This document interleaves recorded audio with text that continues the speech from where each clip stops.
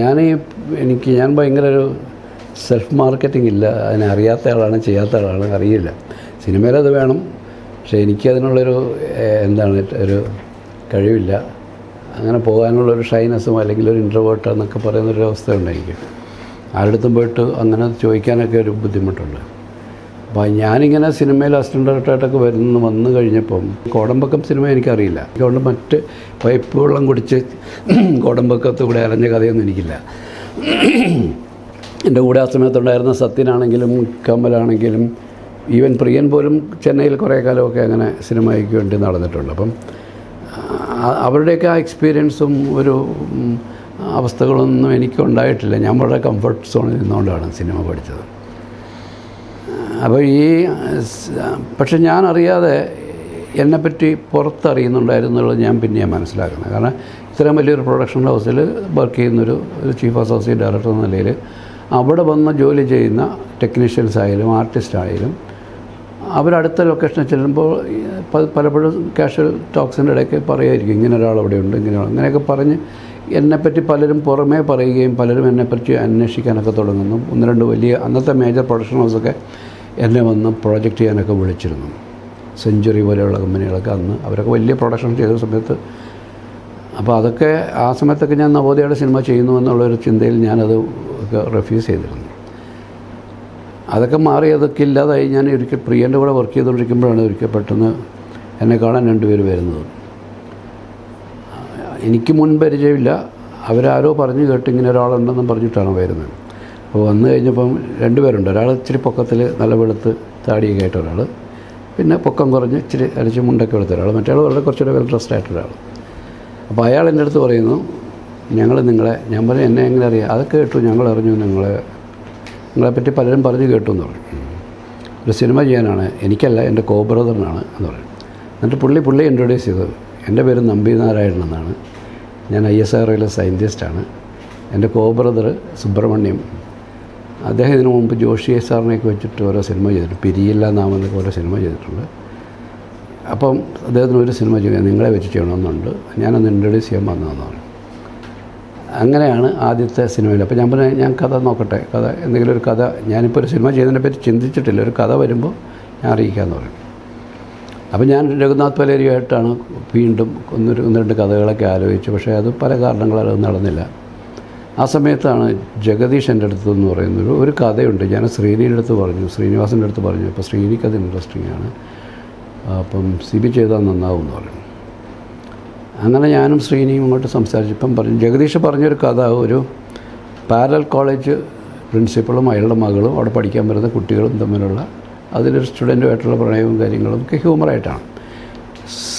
ശ്രീനിവാസനാണ് അത് നേരെ അത് പൊളിച്ചു മാറ്റിയിട്ട് ഈ ഗുസ്തിയുടെ പശ്ചാത്തലത്തിലേക്ക് കൊണ്ടുവരുന്നത്. അതാണ് അതിൻ്റെ നോവൽറ്റി ഉണ്ടായത്. അല്ലെങ്കിൽ ഒരു യൂഷ്വൽ പാരലൽ കോളേജ് കഥയായി മാറിയത്. അങ്ങനെ ഒരു കൺസെപ്റ്റ് വരികയും ഷൂട്ടിംഗ് തുടങ്ങി കുറച്ച് കഴിഞ്ഞപ്പോൾ ശ്രീനി പറയുന്നത്, നമുക്ക് എഴുതിക്കൊണ്ടിരിക്കുക ഷൂട്ട് നടക്കുമ്പോൾ. കുറച്ച് 3-4 ദിവസം കഴിഞ്ഞപ്പോൾ എൻ്റെ തോന്നുന്നു, ദാരാസിങ്ങിനെ ഒന്ന് കിട്ടിയത് നന്നായിരിക്കും എന്ന് പറഞ്ഞു. ഞാൻ പറഞ്ഞു, ദാരാസിംഗ് എവിടെയാണ്? അയാൾ ബോംബെയിലാണെന്ന് തോന്നുന്നു, നമുക്ക് തപ്പാന്ന് പറയും. അങ്ങനെ ഇതാര് വഴി പോകുന്നതെന്ന് അറിയത്തില്ല. ഈ പ്രൊഡക്ഷൻ അത്ര വലിയ ഒരു സ്ട്രോങ് പ്രൊഡ്യൂസറൊന്നുമല്ല, അദ്ദേഹം വളരെ ചെറിയൊരു പടം എടുക്കാൻ വന്നയാളാണ്. ഇതെന്ത് ചെയ്യുന്നത്? അപ്പോൾ ശ്രീധർ ക്ലൈമാക്സിൽ ദാരാസിംഗ് വന്നില്ലെങ്കിൽ നമുക്ക് ശരിയാവില്ല എന്ന് പറഞ്ഞു. അപ്പോൾ ജഗദീഷ് പറഞ്ഞു, ഞാൻ പോയി തപ്പാന്ന് പറഞ്ഞു. അങ്ങനെ ജഗദീഷ് ബോംബെ പോയി തപ്പിപ്പിടിച്ച് ജഗദീഷിന് പിന്നെ ആരുടെ അടുത്തും ഇടിച്ച് കയറാൻ ഒരു മടിയില്ലാത്തതുകൊണ്ടും ഹിന്ദിയൊക്കെ അത്യാവശ്യം പറയുന്ന ആളായതുകൊണ്ടും അവിടെ പോയി അദ്ദേഹത്തെ കൺവിൻസ് ചെയ്ത് കൊണ്ടുവരികയായിരുന്നു. അപ്പോൾ അത് വന്നതോടെ ആ സിനിമയുടെ വേറൊരു എൻ്റെ ആദ്യത്തെ സിനിമയിൽ ഇങ്ങനെ ഒരാളൊക്കെ വരിക എന്ന് പറയുമ്പോഴത്തേക്ക് അതിൻ്റെ ഒരു മൊത്തത്തിൽ ഒരു കളർ മാറി. അത് ക്രിട്ടിക്കലി നന്നായിട്ട് അക്സെപ്റ്റ് ചെയ്തു. കൊമേഴ്ഷ്യലി സക്സസ് ആയില്ല. അതിൻ്റെ ഡിസ്ട്രിബ്യൂഷനൊക്കെ എടുക്കാൻ കുറേ ബുദ്ധിമുട്ടി. പക്ഷേ തിയേറ്റർ കളക്ട് ചെയ്തില്ല. ഞാനതിൻ്റെ ഫസ്റ്റ് ഡേ പാലക്കാട് ഒരു തിയേറ്ററാണ്. അന്ന് ഞാൻ കോയമ്പത്തൂരിലാണ് എൻ്റെ ബ്രദറിൻ്റെ കൂടെയൊക്കെ താമസിക്കുന്നത്. അപ്പോൾ ഫസ്റ്റ് ഡേ അത് റിലീസ് ചെയ്യുന്ന ദിവസം 85 ജൂൺ 21 ഭയങ്കര മഴയുള്ള സമയമാണ്. 2 വലിയ സിനിമകൾ അതിന് ഓപ്പോസിറ്റ് ഉണ്ട്. ഒന്ന് മമ്മൂട്ടിയും നാദിയ മൊയ്ത് മറ്റേ പടത്തിന് ശേഷം രണ്ടാമത്തെ പടമാണ് അവരുടെ. അവർ ഭയങ്കര സെൻസേഷനാണ് നിൽക്കുന്ന സമയം. ജോഷിയുടെ ഡയറക്ഷൻ. പിന്നെ ബേബി ശാലിനി ഡബിൾ റോൾ അഭിനയിക്കുന്ന ഒന്നെങ്കിൽ എന്നൊരു പടവും ഒരു നോക്ക് കാണും. ഈ 2 പടങ്ങളാണ്. അവർ രണ്ടുപേരും അന്ന് സൂപ്പർ ഹിറ്റ് ഡയറക്ടേഴ്സാണ്. ഭയങ്കര ഇനീഷ്യൽ പുള്ള് വരാൻ പോകുന്ന സിനിമകളാണ്. അതിൻ്റെ കൂടെയാണ് എൻ്റെ സിനിമ പോകുന്നത്. അപ്പോൾ പാലക്കാട് ഒരു പ്രിയ തിയേറ്ററിൽ ഞാനവിടെ ചെല്ലുമ്പോൾ ഈ മഴയത്ത് ഞാനിങ്ങനെ മറ്റേ 2 തിയേറ്ററുകളും ഭയങ്കര ക്യൂവും ആളും മഴയത്ത് കുടയൊക്കെ പിടിച്ചിരിക്കുന്നത്. എൻ്റെ തിയേറ്ററിൻ്റെ മുമ്പിൽ ആരുമില്ല. ഒരു നൂൺ ഷോ കഴിഞ്ഞു. അപ്പോൾ ഞാൻ ഈ അവിടുത്തെ ക്യാൻറ്റീൻ പയ്യൻ്റെ അടുത്ത് ചോദിച്ച് ഇതെങ്ങനെയുണ്ട് ഈ പടമെന്ന് ചോദിച്ചു. അങ്ങനെ അയാൾ പറഞ്ഞു ഇതൊരു ഗുസ്തിപ്പടം സാർ, അപ്പുറത്ത് പോകാൻ പറഞ്ഞു. അതാണ് ആദ്യത്തെ എൻ്റെ പടത്തിന് എനിക്ക് കിട്ടുന്ന ഫസ്റ്റ് റിവ്യൂ. ഇവിടെ നിൽക്കും ഒരേ ഗുസ്തിപ്പടം, അപ്പുറത്ത് പോകാൻ പറയും. അവിടെ 2 നല്ല പടമൊക്കെ പറയും. പക്ഷേ ഞാനും എൻ്റെ കൂടെ ഞാനകത്ത് കയറിയപ്പോൾ ഒരു 10-20 പേരൊക്കെ ഉണ്ട്. പക്ഷേ ആൾക്കാർ ചിരിക്കുന്നൊക്കെ ഉണ്ട്. അതിൻ്റെ ഒരു സമാധാനം.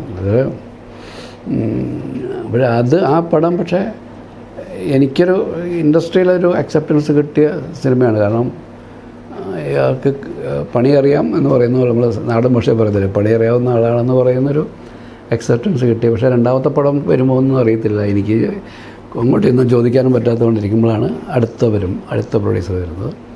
പിന്നെ ഓരോരുത്തരായിട്ട് ഇങ്ങനെ വന്നുകൊണ്ടിരിക്കുകയായിരുന്നു. ഇതുപോലെ പിന്നെ ടി വിയിലൊക്കെ വന്നു കഴിയുമ്പോഴത്തേക്ക് ആൾക്കാർ ഇത് കൊള്ളായിരുന്നല്ലോ എന്ന് പറയും. ഇപ്പം പറഞ്ഞിട്ട് കാര്യമില്ല. ഇപ്പോഴല്ല, അപ്പോഴും നമ്മുടെ ഈ കാസറ്റൊക്കെ റിലീസ് ചെയ്യുന്നത് 1 വർഷമോ 1.5 വർഷമോ കഴിഞ്ഞിട്ടാണ് ഇതിൻ്റെ audio cassette video cassette VHS ഒക്കെ വരുന്നത്. അപ്പോൾ ഇങ്ങനെ റിവ്യൂസ് വരും. ആൾക്കാർ വിളിക്കുമോ അയ്യോ അങ്ങനെ ഒരു പടം ഉണ്ടായിരുന്നല്ലോ, കൊള്ളായിരുന്നല്ലോ എന്നൊക്കെ പറയും. അപ്പോൾ തിയേറ്ററിൽ നിന്നൊക്കെ അത് പോയി പ്രൊഡ്യൂസറുടെ കേശയും കാലിയായിരിക്കുമായിരിക്കും.